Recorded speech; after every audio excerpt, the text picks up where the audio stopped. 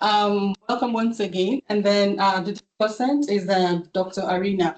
So I'll run through the bios quickly, and then we can go into the presentation. So our topic for today is navigating doctoral studies. What was you laughing about? Please mute your speaker. Thank you. Navigating doctoral studies as a Gikuyu woman in a South African university. Intersectionality, inclusive education, and the FeesMustFall movement.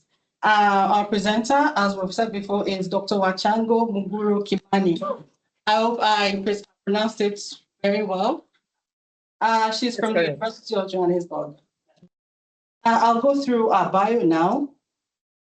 Dr. Wacango Kimani is a researcher at the SARChI Teaching and Learning, Post-Secondary Education and Training, based at the University of Johannesburg. She completed her PhD in Inclusive Education at the University of the Wits, focusing on professional learning for inclusive pedagogy. As a teacher, she has taught at all levels, from primary to university, in several African countries. Her academic career includes lecturing at the Wits School of Education, where she taught inclusive education, academic literacy, and education theory.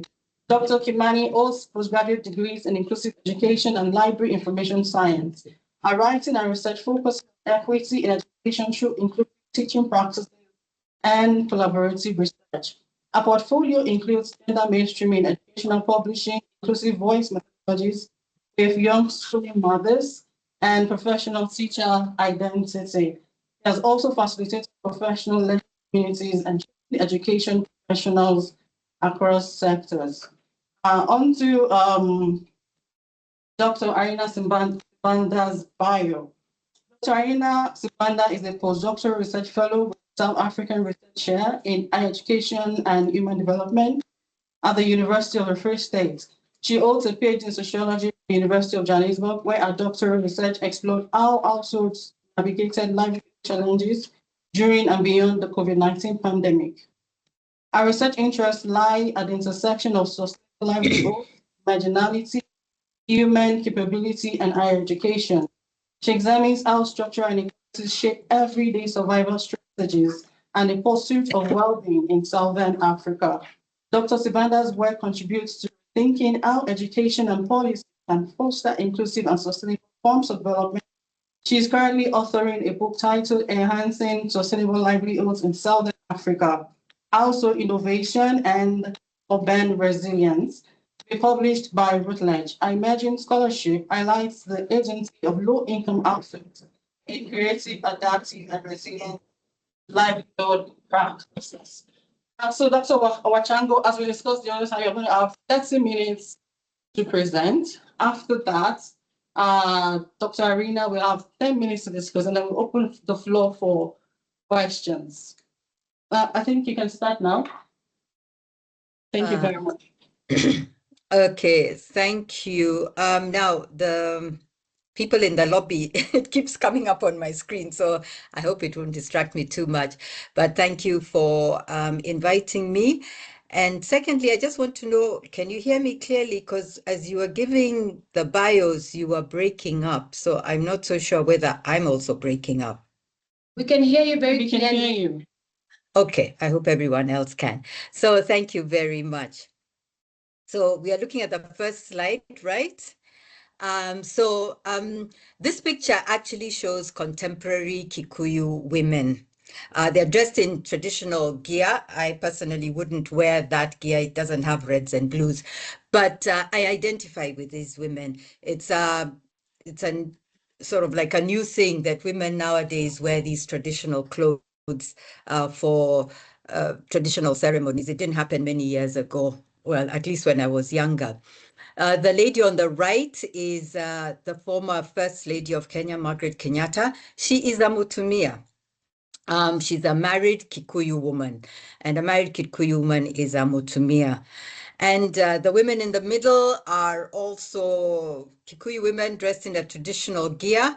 And I want to play a short clip of a song. And it's a very familiar song among Kikuyus, especially when attending wedding preparation ceremonies. And I can identify with the song. I have sang the song. I'll just play it, it's very brief, but I want you to listen to who the soloist is, the voice that is leading the singers.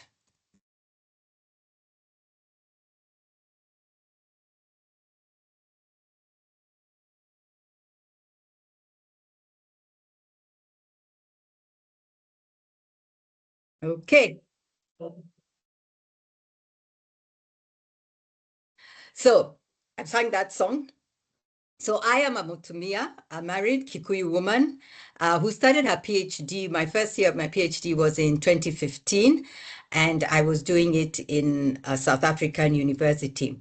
Now, Mutumia literally means, and metaphorically means, the silent one, the one who keeps quiet.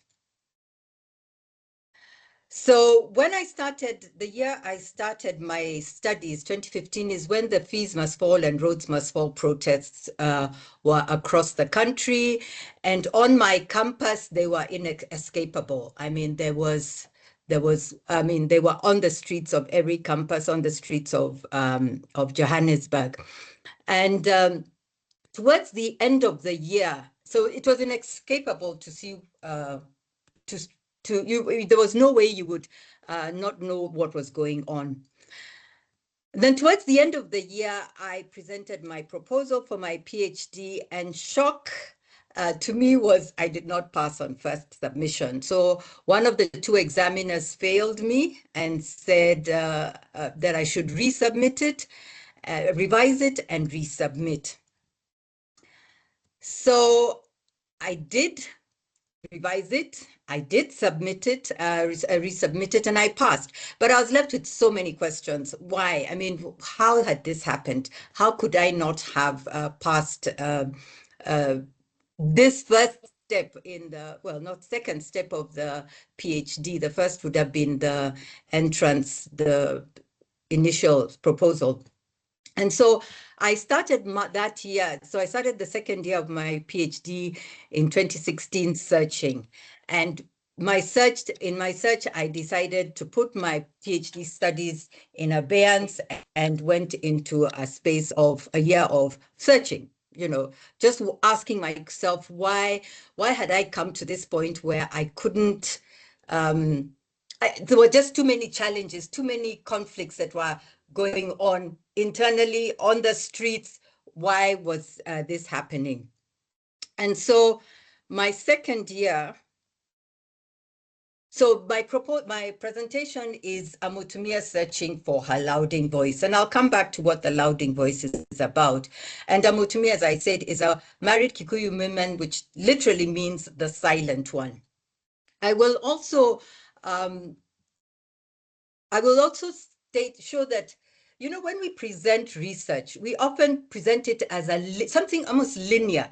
Occasionally, people will present findings and research findings as if, things went well, we wrote our PhDs and clap, clap, clap, we are capped. But in my presentation, I'm trying to bring out the idea that it isn't a linear event, and there is value in considering all the confusion, the missteps, the false starts, and I was a ball of confusion. And while right now I may say I have some certainty, as I searched, there is some certainty, and the word is some certainty about my way forward. But 10 years ago, I was a ball of confusion, false starts, missteps. And I'll come back to what my louding voice is 10 years later. So my area of study is inclusive education. Basically, it's a pursuit of epistemic and social justices where everyone is educated, especially in the high schools, regular schools, regular classrooms, and the teachers are responsive to different needs. And my work in inclusive education began through girls and women's education way back when I was in Kenya. And it's about anybody who is excluded from school, anybody who is excluded from the educational process. So my PhD was on professional learning, teacher professional learning for inclusive teaching. It was part of a 3-year project between my university, the Gauteng Department of Education, and an inclusive school in the north of Johannesburg, which we called the City Primary School. That's a pseudonym. Now, professional learning communities were constituted in this school. So what it meant was that every term we would go as a team from the university, and I believe there's someone in the UFS department who was also part of this project. And we would go to the city primary and we would engage with the teachers on inclusive teaching. So the idea was, how can they become inclusive educators and ensure that nobody in their classroom is excluded from learning in their classroom. So this was happening just at the same time as FeesMustFall was going on. So the project spanned the FeesMustFall era.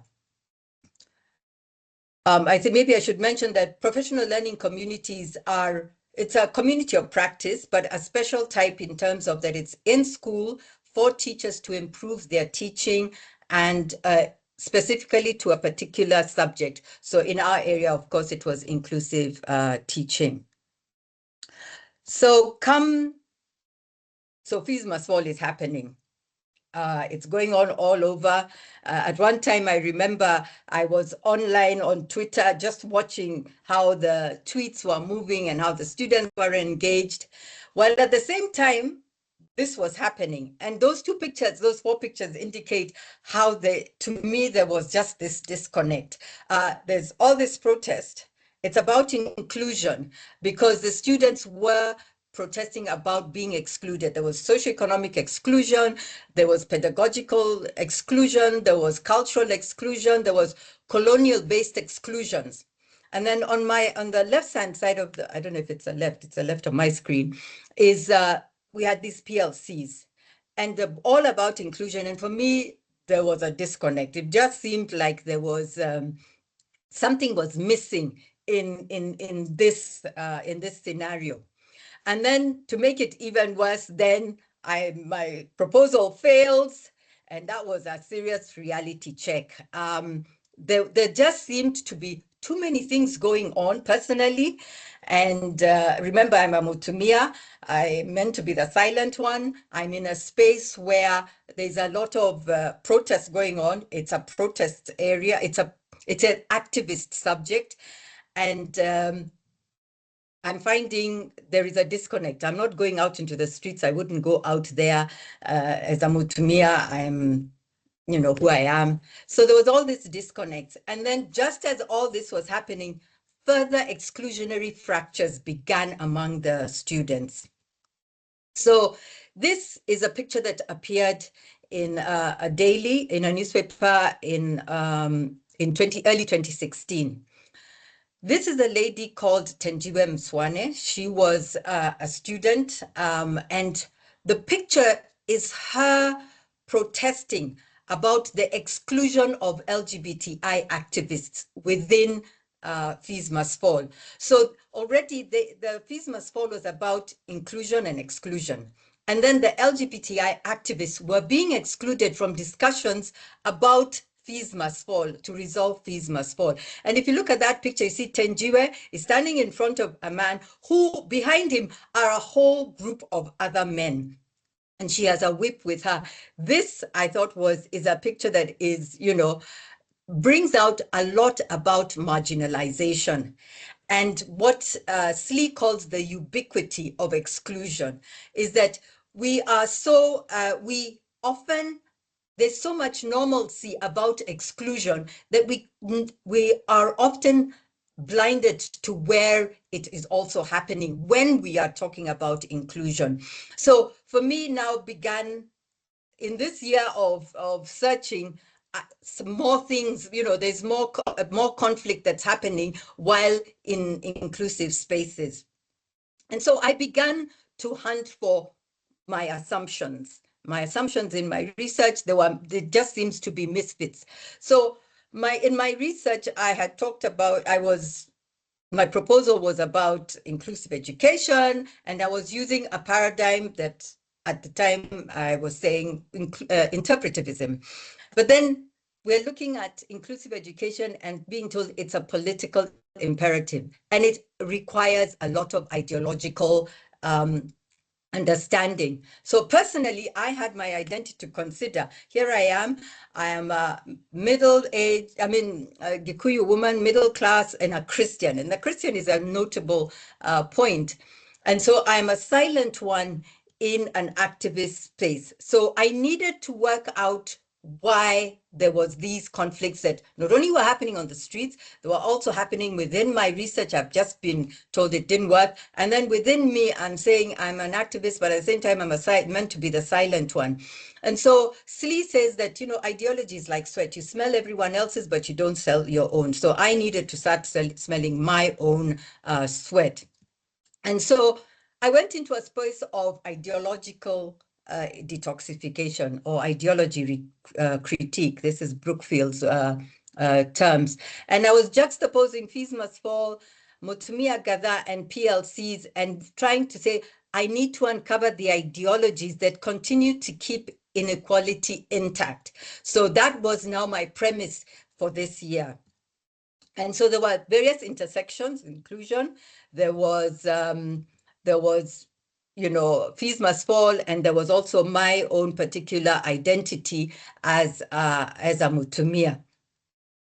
And a Mutumia Gadha is actually a biblical portrayal of the virtuous woman from the Bible, Proverbs 31. So the idea is that you're meant to be demure, you're meant to be polite, you persevere even in the face of injustice. Even when you're mistreated, you're expected to be a Mutumia Gadha.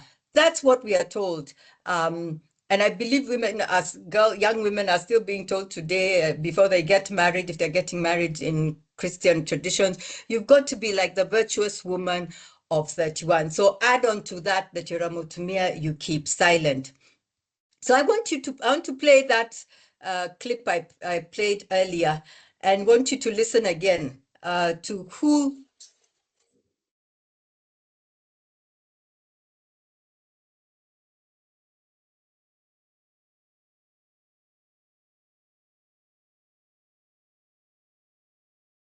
I hope you heard that the soloist, the lead singer, is a man.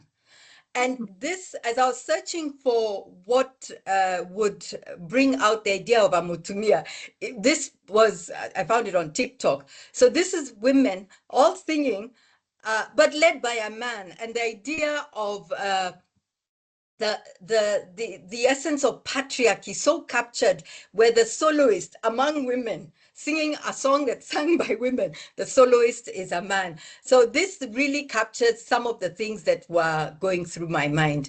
So I spent that year in 2016 in ideology critique. I was looking at what's going on in myself. Am I a feminist? I thought I was a feminist. Here I was, I'd worked in girls' education. I had promoted girls' education, but I couldn't, I continued being the silent one. So I quit my PhD for the year and joined a B.Ed honors course on educational philosophy. I felt I wasn't grounded enough in philosophy, and here I am doing a PhD. So I quit that. I went into that course. Audre Lorde and Brookfield were both comfort and education for me.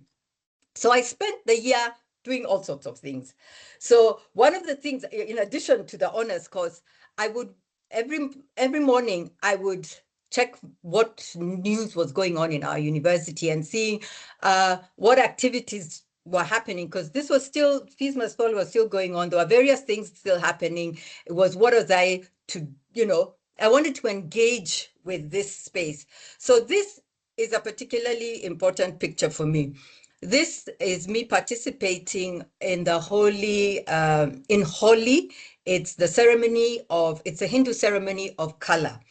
And for me, as a Christian Kikuyu woman, growing up, this would have been probably, there would be women praying over me that how could I have attended a Hindu festival? But this was an important part of my ideology critique. Another event I took part in, I attended many activities that year. There was a lot going on campus to educate people. So the other activity that I also wanted to highlight here was an event that was one of the keynote speakers was Edwin Cameron, retired justice. He's a South African retired judge. He's openly gay, and he was this event was about I suppose sensitizing people about LGBTI identities. And in this particular event, I met a Kenyan man who was a healthcare provider in Kenya, in Nairobi, for gay men. And it has to be a secret, a secret clinic, because of the laws and the stigma around queer identities in Kenya. And so these two were some of the things that I was happy to engage in, because it really helped me begin to look at the world in a very, very different way. So, of course, there were all the tensions. There were my research paradigm, interpretivism does not fit into the activist space that I was working in. There was FeesMustFall, and there was my own personal Mutumia Gada, that Christian woman who must be silent. And this, I felt, needed to be resolved. This conflict needed to be resolved. There was a misalignment within myself, with the tensions between my traditional roles, the tension between my academic aspirations in an activist space, and also what I mentioned earlier as in my research paradigm. And so in this misalignment, there were both challenges and opportunities. So in addition to the challenge being the conflicting ideologies, there were opportunities to begin to see inclusive education quite differently. Firstly, inclusion is actually it begins as a critical aspect. It begins with the term inclusion and inclusive education was basically termed in the 1980s, and it was an activist space for parents and teachers of children with disabilities, saying that their children needed to go into regular classrooms, they needed to be included. So it has a critical perspective, it has an activist bent. So in one of the ways that shifted for me, of course, was reframing my research, and instead of using interpretivism, I went into critical interpretivism instead of just interpretivism. And so then in the end, how did I resolve So how did I have my louding voice? And I'll mention how I come to the louding voice in this presentation. Is it placing myself in the inclusive education discourse as an activist? And not necessarily, if FeesMustFall happened again, I possibly wouldn't be on the streets, but I still consider myself an activist. I may be on the streets too. But it's also in continuing to see myself in the partisan science, because there is no way you can be on the borderline when you're an inclusive education academic or an activist. You need to be partisan. You are for everybody. And so how did I put up my louding voice?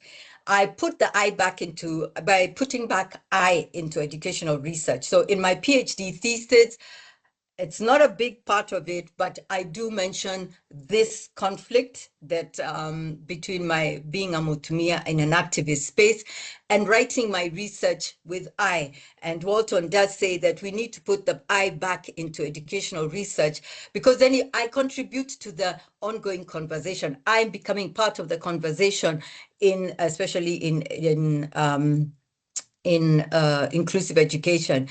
And the idea is that I'm also saying that doctoral studies need to embrace the writing of the self into research.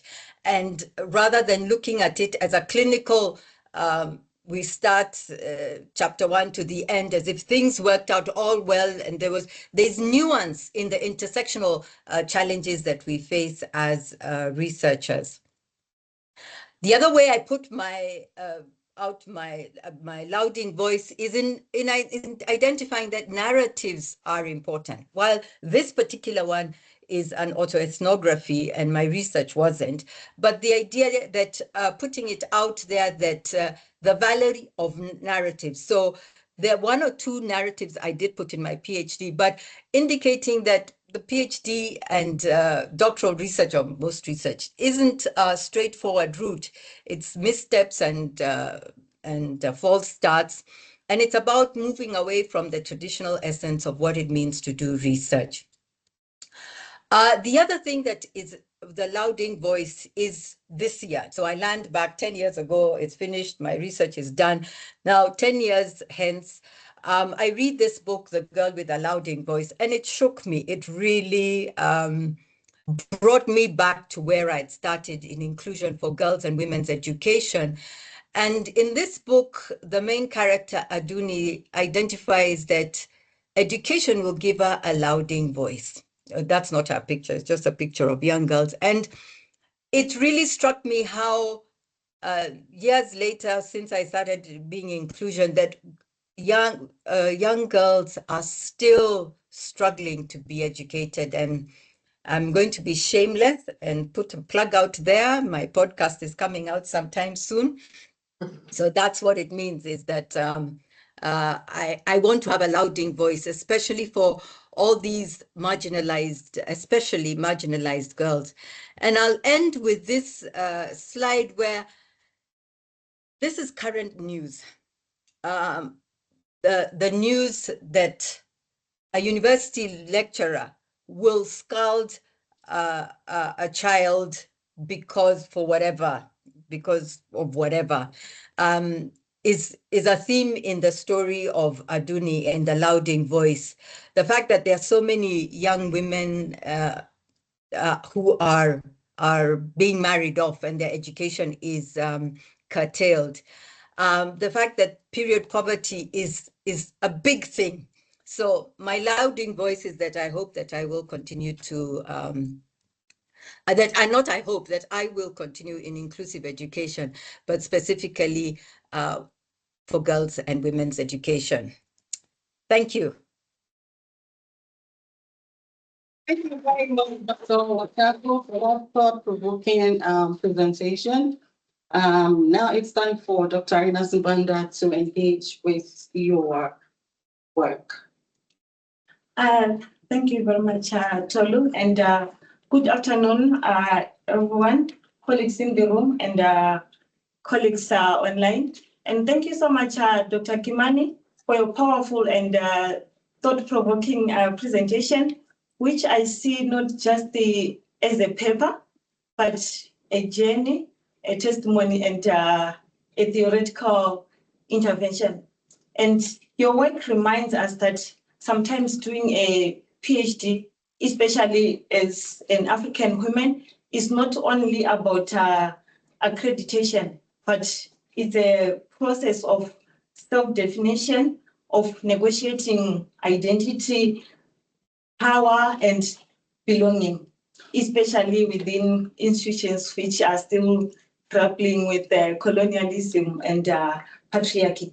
And what struck me the most is how you weave together the personal, the political, and the theoretical with courage, reflexivity, and clarity.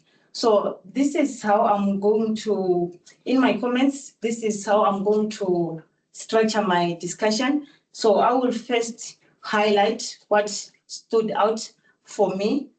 And then secondly, I will discuss what I think can be expanded. Then I will pose a few questions before the concluding remarks. So I want to highlight three aspects which stood out for me in your discussion. So firstly, it's how the paper expands intersectionality through an African feminist lens. And secondly, the use of autoethnography as a method and a form of resistance. And lastly, how you situate your doctoral journey within the FeesMustFall movement, a moment of collective struggle. So let me start on reflecting on the theoretical part, the aspect of intersectionality. Yeah, Chief Engineer.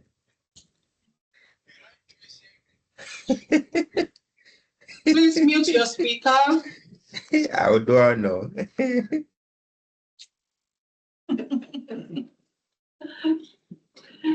Please continue. Okay. Sorry about that. Okay, so Dr. Kimani draws from Kimball Cronshaw theory of intersectionality, an original insight that women experience oppression at the intersection of race and gender, but she takes it further by positioning herself as a Gikuyu woman in South Africa. So she brings in a new intra-African dimension to intersectionality. So here we're not just dealing with race and gender, but ethnicity as well, as we saw from the videos and the use of that word mutumia, which she highlighted that it means being silent. So this recontextualization echoes the work of Patricia Hill Collins and Silma Bilt and African feminists like Obiama and Tamale, who reminds us that feminism must speak to the local realities, the aspect of patriarchies and power structures. So secondly, I want to speak to the aspect of the use of the self, the use of narratives that stood out as something very powerful for me. So this is both a methodological choice and a deeply political one.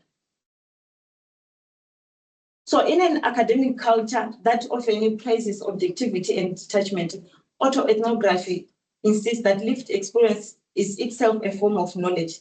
So it's about using the self to understand the social. But in the African context, this approach also becomes a decolonial act. It challenges the idea that theory must be impersonal and abstract. So Dr. Kimani shows great methodological courage by writing about herself in her work. That really stood out for me. So she uses her own story, not only as confession, but as critique to most of the structures in our African societies. So it's an act of reclaiming voice, of saying, my experience is theory. And of course, the use of autoethnography, the use of this approach can raise questions like, how do we balance vulnerability with the analytical distance? How do we transform personal stories into collective insight? But I think Dr.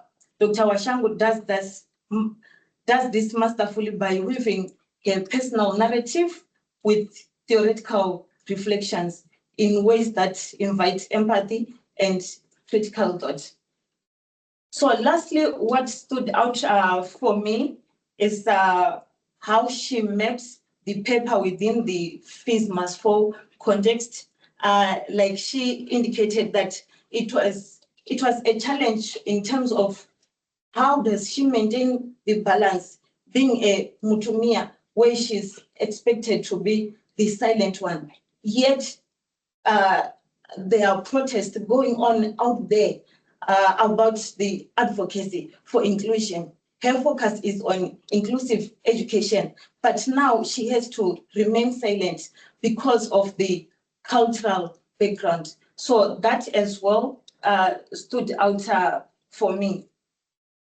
And having said that, I have highlighted a few aspects which I felt like maybe they can be expanded maybe for future research or something along those lines. So firstly, the use of autoethnography.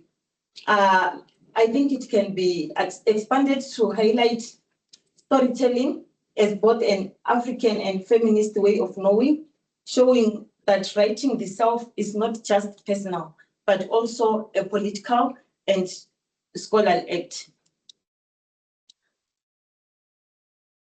And also the discussion on inclusive education, maybe it can go further by framing inclusion in terms of epistemic belonging, which makes cognizant of cultural inclusion. Yeah, I think I know that it's that one is a debatable one, especially I remember we've had when Paul was presenting this aspect of culture as a decolonial act, it really raised some debates. But I think maybe it's time that we looked into that. Yes, it's a tricky one to include, to have this cultural inclusion, but we are seeing that most of the times it's a challenge, especially with within these patriarchal communities where women are being silenced. Like in the case of Dr. Kimani, it was a challenge having to balance being a Mutumia, the silent one, and advocating for inclusion, which she believed in.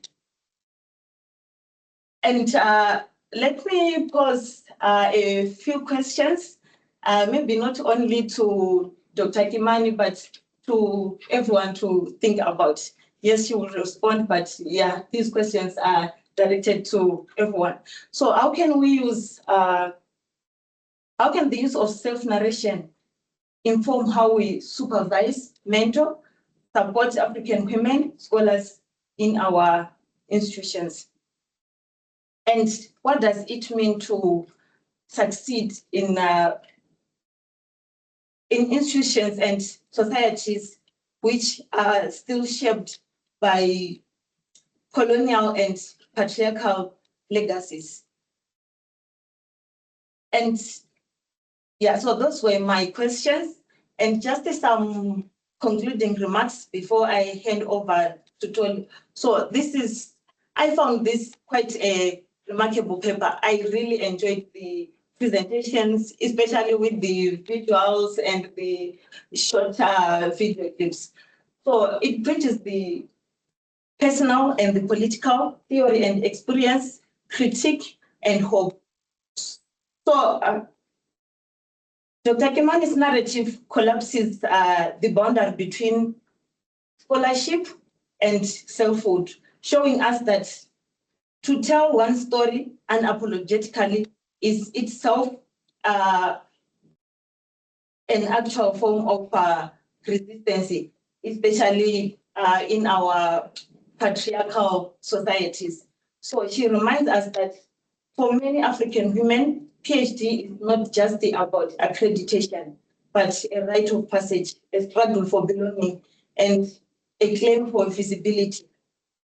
Thank you so much once again, Dr. Wacango, for this courageous and profoundly moving presentation. Thank you. Thank you. Thank you, Dr. Kibanda, for that very reflectful, what's it called, discussion. Dr. Wacango, would you like to respond? You know, as she was speaking, I was just saying, actually, I wonder how the reception of this would be if I were to do it in Kenya, with a Kenyan audience, with with Kikuyu women. It's something actually I've just thought about and thought, actually, I would want to present it in Kenya. I did invite my sisters to join, but it's a kind of thing that in terms of trying to balance the self-narration and the theory is definitely an aspect of autoethnography. So yes, that would be something that would be is an important aspect of scholarship. But the other thing that I wonder, I don't have any answer for, is how supervision how one would be able to balance that in supervision. And I would hazard a guess is that there's more empathy There is more consideration for what is personal, and there is a more humane way of looking at the journey of education. And then the final thing that you mentioned is what is success?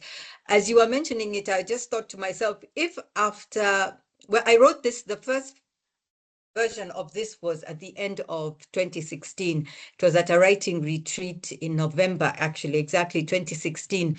And I wonder if I had stopped there and I'd published the paper, would that have been enough success for me? So it does frame the issue of what is success in academia. That could have been success, that I have moved on personally. I have published, if I could have published the paper, I would have published the paper. But it does bring out what are the other aspects of success that we don't seriously consider.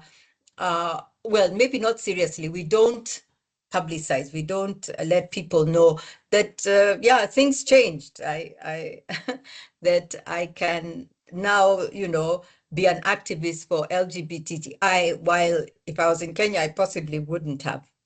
I probably wouldn't have gone down this journey in a country where that is illegal, that kind of space is considered illegal. So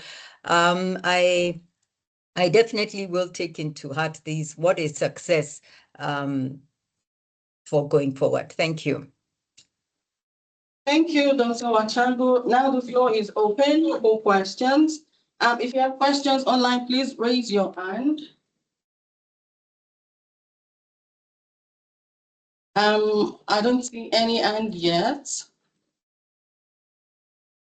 So I'll give the people in-house the opportunity to ask their questions if they're ready. Okay. I'm just particularly interested in finding your voice. Often is a journey, and probably there's support systems, like probably a supervisor that helps bring that voice out, because now you're sounding more like you own your work and your voice comes through. Who applauded you in that direction of being that confident, that bold, just because it's just not one person involved in this intricate process? Absolutely, absolutely. I have a very confident mother. As much as she's also a Mutumia and I'm also a Mutumia, I have a mother who, I always say, in the 70s, when people weren't wearing, women weren't allowed to wear jeans, she did wear jeans. So there is an aspect of that I can fall back on. But while we were doing our PhD, we did have a PhD group. And we've written about that elsewhere with some of my colleagues, Dr. Halima Namakula. And we have, that was a very important space. So when I was wondering about what my research paradigm was going to be, I presented in the group. So we would sit like the way you're seated. I actually found some pictures that I have pictures of that group, and we would meet every Wednesday. And I remember putting it out as a thought experiment about interpretivism and critical interpretivism. And I remember people saying, is there anything like that? We were all PhD students, but some of them we had not heard about critical interpretivism. So that was a very important support group. And then my supervisors, I don't know if they're here, I did invite them, Professor Walton and Professor Brody, were very, very supportive. One, they're younger than me, they come from a totally different cultural experience, but they were very, I must say, they were very supportive of my just not being able to do anything. Because in 2016, I did nothing. I mean, not nothing per se, but I wasn't contributing towards much of my reading and writing for my PhD. I was in this haze of a space, and they were very patient with me. So there is definitely, it's not something that you wake up and one day and say, oh, you found your voice. I mean, it's there on TikTok now. People keep claiming they found their voice, but it requires, really, it is a journey, one, and then two, it is a community affair. All right, Dr. Paul. Thank you very much for your presentation. I have a number of questions, but I will just ask the one that I think is really burning for me. You mentioned you highlighted the fact that that video clip you showed, that it was a male's voice, and I saw it, and I tried to look again and saw that, oh, it's actually a male guy singing. But I was also expecting to see something that will really show us that there is a culture of silencing beyond just assuming, because for me, it was like an assumption that, okay, because it was a male, so what was the cultural practice that embodied such a practice? I just want to, I don't know if you understand my question, please. Okay, so I'm getting that you're saying, how is it that the idea of silencing women is presented to women, to young women, young girls? So it wouldn't be obvious in outspace, but it may not be obvious. One of the times, some years ago, I remember going for a funeral, from funeral meeting back home, and there were no older women. And I wondered about that. Where are the older women? There are all these men. And even here in South Africa, when you think about it, what is an older man called? He's in Tate, he's an elder. And what is an older woman? She's a gogo. You know, you're a grandmother. There are all those kind of, we make it, it sounds so normal when we call an older woman a gogo while an older man is an elder. I mean, ask yourself, why are there those differences? So for us, it is within when you're going to get married. Even in modern times, you will have what are they called, the bridal showers, where you have with your older women and you're told what to be.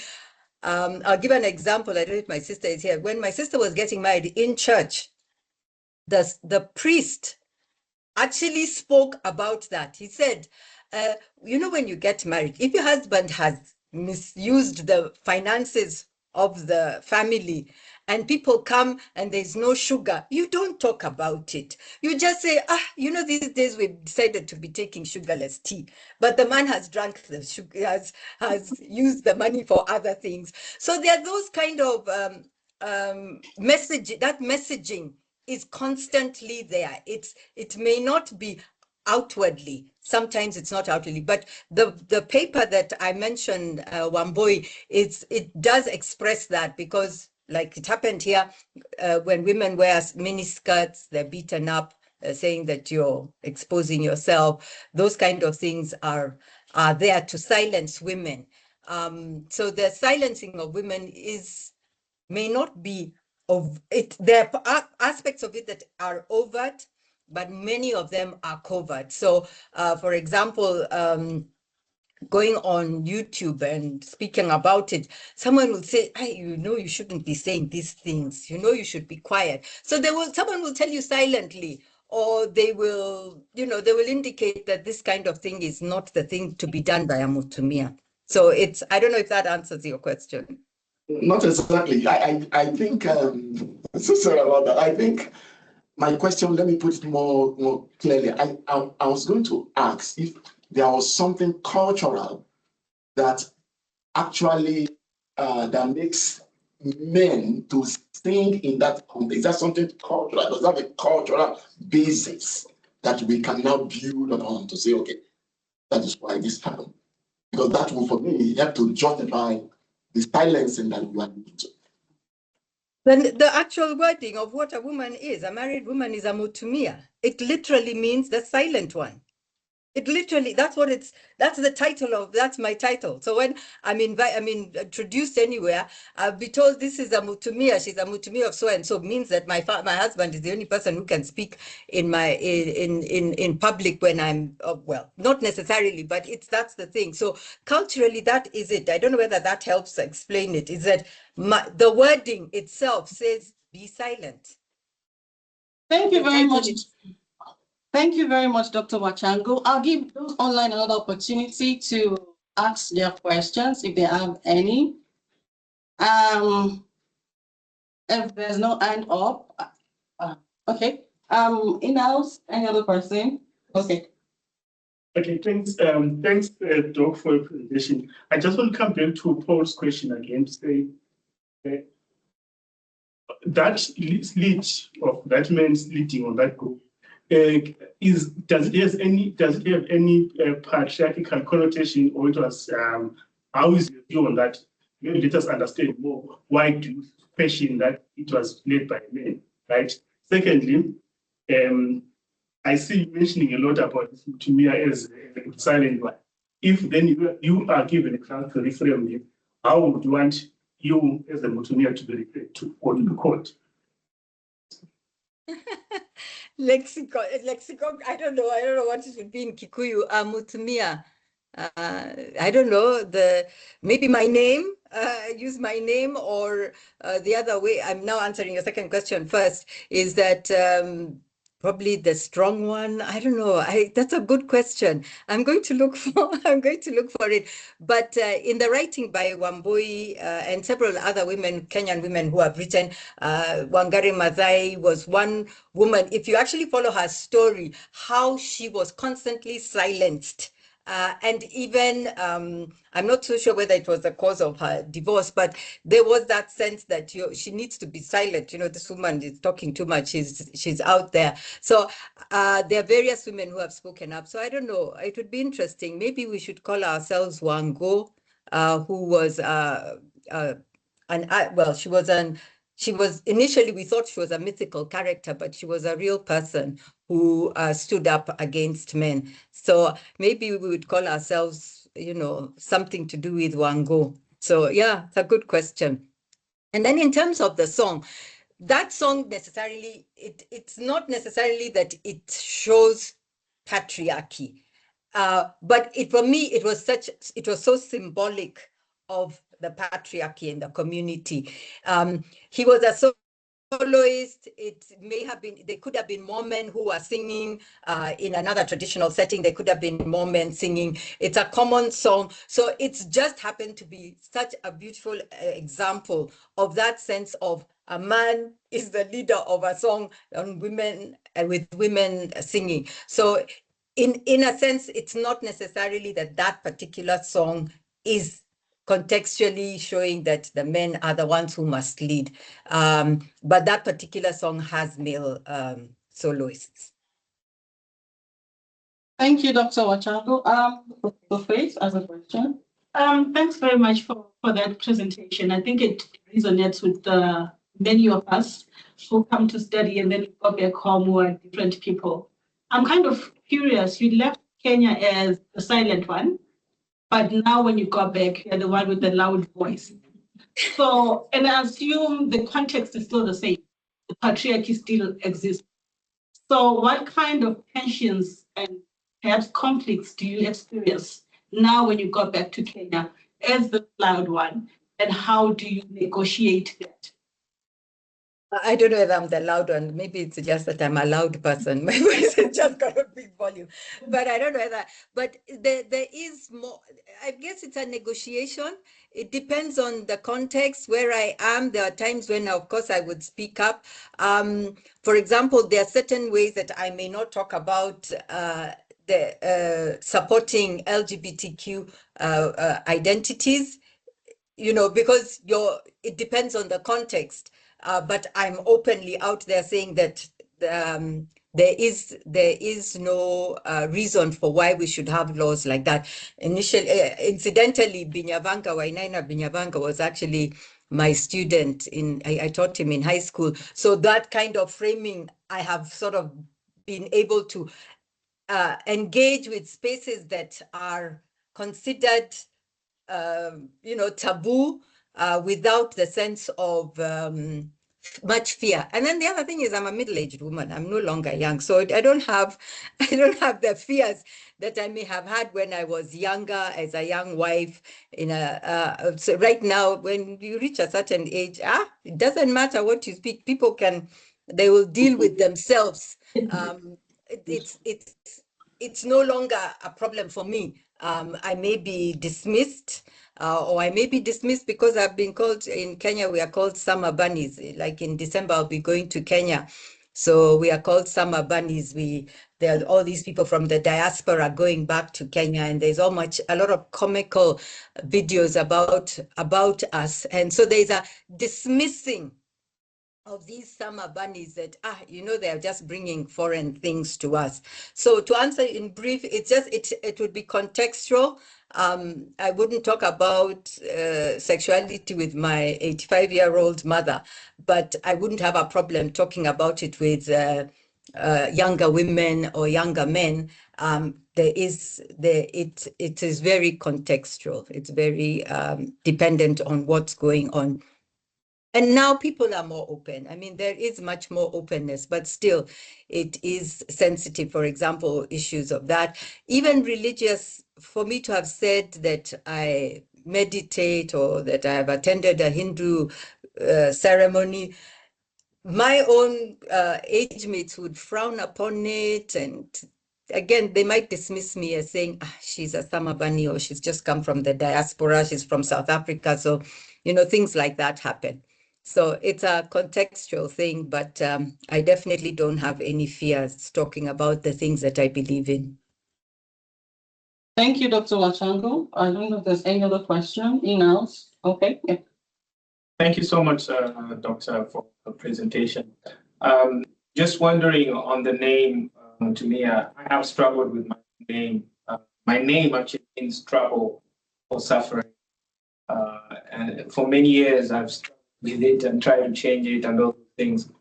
But growing up, I came to understand that there could be strength in the name, and even if it could have a negative connotation, probably my parents had a good reason why they named me. So I kind of had to even in my struggle, I shifted and came to understand that there could be a meaning to it. So I'm just wondering, when you talk about Mutumia, if at all there is strength in silence, there is some level of strength in Mutumia, and not only the negative aspect of it. So I just wanted to find out what your thoughts are about that. Absolutely. I totally agree. For example, the example I gave about my sister in church and her wedding day and the priest speaking, that he was actually putting it as in a positive spin. But for me, I just thought, this is lies. You're lying. Your husband is being, But there was a positive spin to it in terms of, we also have a saying in Gikuyu about, not airing your dirty linen outside. So there's that aspect of being discreet about your life, being, persevering through struggle. I mean, all of us are going to struggle and suffer in one way or another, and we're heading to the grave. So there's all that. So there is a sense that being a Mutumia is about, perseverance over struggle, not necessarily struggle of injustice, but just struggles of life. So there is an aspect of being a Mutumia, and even a Mutumia Gada, in terms of the one, the Proverbs 31 woman. Even when I was getting married, I was given a big framed thing about a Mutumia Gada, what she is, and that Proverbs 31. There is an aspect of it that is valuable, that is positive, and I'm not taking it that Mutumia is totally negative. I wouldn't say that, it's not a totally 100% negative wording, but it was very poignant for me during my studies that I'm a silent one in a space of activism. And I guess even my activism doesn't have to be out there toy-toying. I could be, an activist in my writing. Thank you. Thank you, Dr. Wacango. Is there any other question in-house or online? Well, I think we've come to the end of the webinar. Thank you very much, Dr. Wacango, for honoring our invitation. I will appreciate your presentation. It's a wonderful way to wrap up the semester. Thank you so much. And to our participants online, we say thank you, even though we did not hear your voice. Hoping that you grace our webinar another time, and then hoping that you are able to ask your question then. So thank you, everybody. We're going to say bye-bye now. Bye. Thank you. Thank you too. Bye-bye.